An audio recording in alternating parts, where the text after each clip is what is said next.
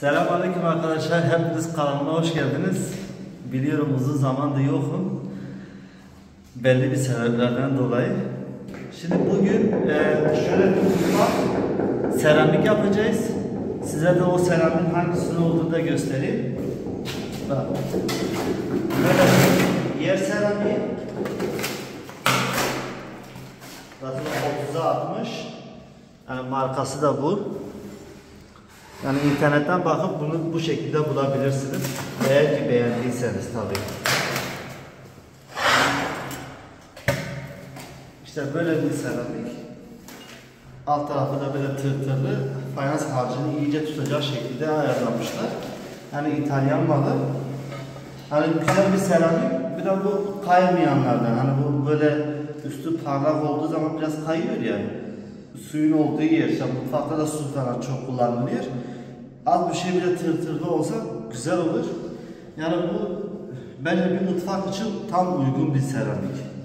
Bunu da bu şekilde yapacağız. Önce yerleri süpüreceğiz. Ondan sonra toz aslarını falan her şeyi süreceğiz. Ondan sonra başlayacağız. Devam edelim.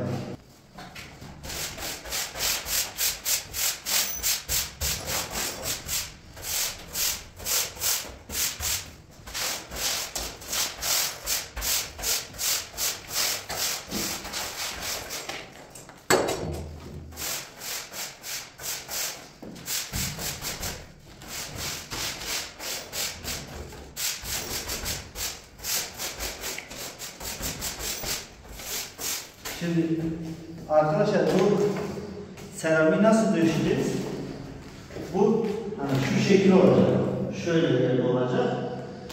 Bu sağ tarafta şu tarafta komple mutfak dolapları geliyor. Biz bu tümü sol tarafta bulacağız. Burada 7 santim falan bir parça geliyor. O 7 santimi de dolap üstünde kapatacağı için bir sorun yok.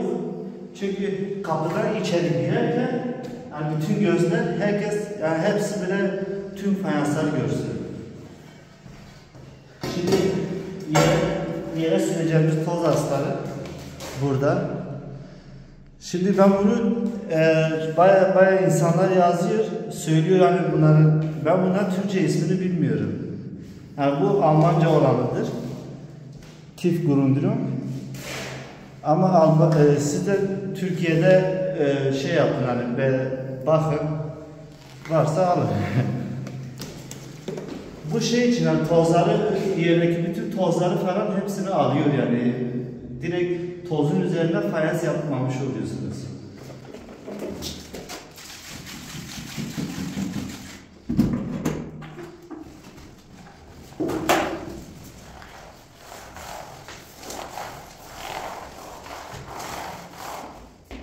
Şimdi yaklaştıralım. Bak şu yere, yani bu yeri kaç sefer süpürseniz temizleseniz de bu şey olmuyor, yani toz gitmiyor. Ama bu sürdüğümüz yerde böyle çok, yani böyle çok ince bir hafif bir lastik gibi bir şey yapıyor. Hani tozlar falan hepsini alıyor yani. Hiç kalmıyor.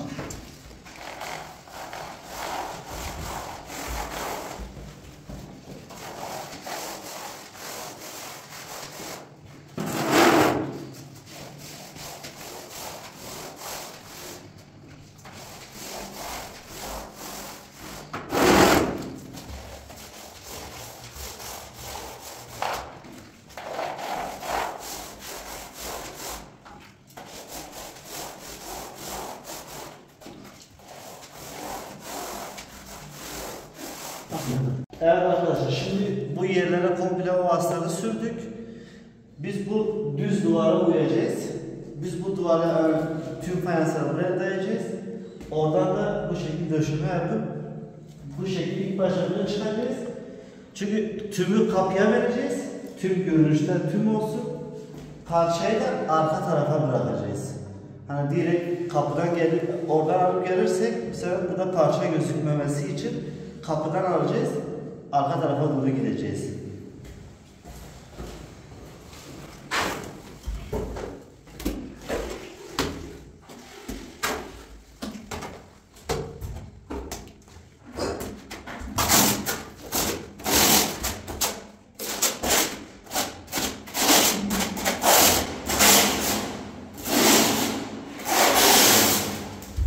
seramiklerden tarak çekmek istediğiniz zaman böyle yatırmayın.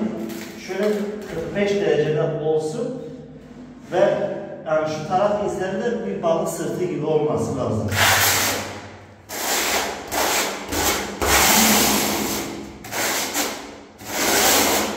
Şimdi hep aynı yöne çekiyor.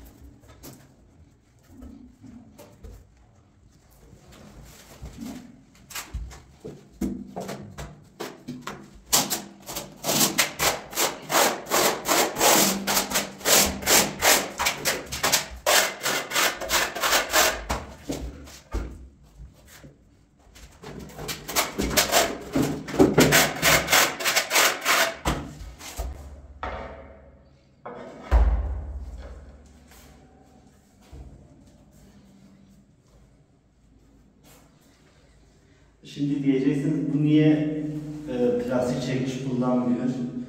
Yok, bazıları diyor yok fayanslar çıkar böyle şeyler söylüyor. Şimdi size nasıl yapıştığını da göstereyim de. Hani bazı arkadaşlar bana inanıyor zaten. Bakın. Her tarafa bulaşmış zaten.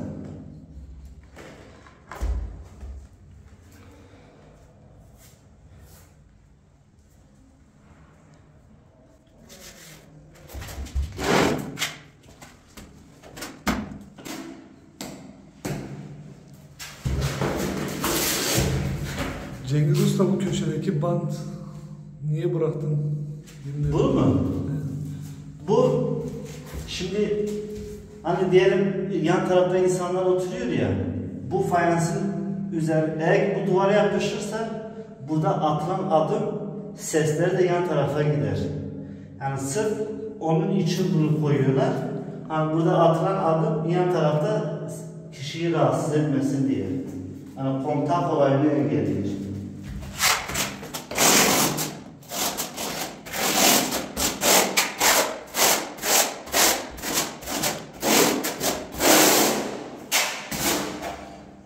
Şimdi burada şapçılar işi yaparken hani bu tavandaki beton var ya, göstermiyor orayı. Gördünüz mü onu? Şimdi bu hani şapçılar işi yaparken önceden altlarına böyle sünger gibi bir şey koyuyorlar, demo koyuyorlar. Sırf hani yukarıdakilerin ayak sesleri aşağıya doğru gelmesin diye. Yani burada komple yani esri yani şapı komple betona dökmüyorlar. İşte onun için ses olayını engellemek için.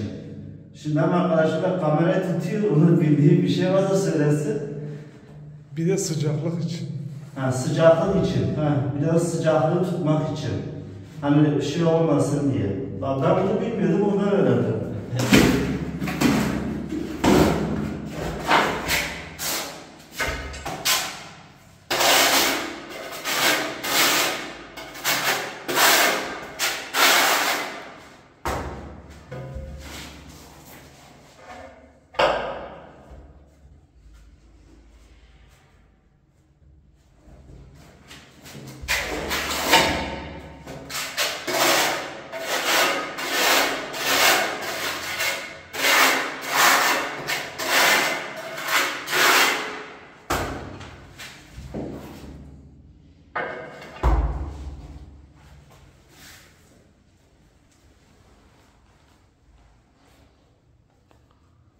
Bir de üstüne göster, hani artık kullanmayız ya, şimdi diyelim niye kullanmıyorsun?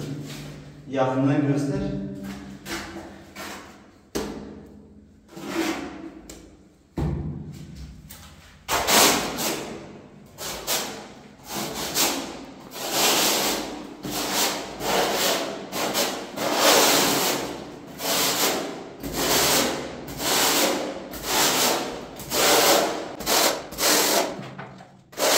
Altıyı açacak var değil mi usta? Ya sonuçta ustalar kimliğini görüyor.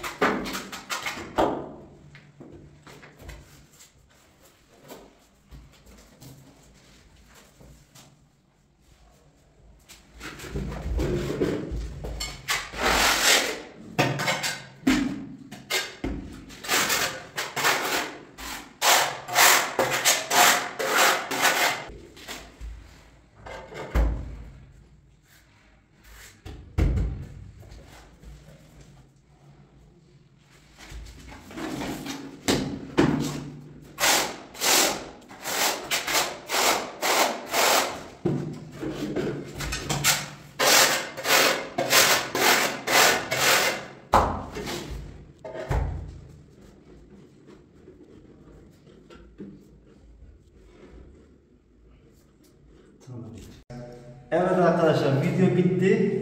Mutfağı da yaptık her zamanki gibi. Bu bir örnekti, zaten gördünüz. Öncesinde nasıl sağlam bir şekilde yaptığını gösterdik. Yani elimizden gelen her şeyi yapmaya çalıştık. Lütfen kanala abone olmayı, like atmayı hiç unutmayın.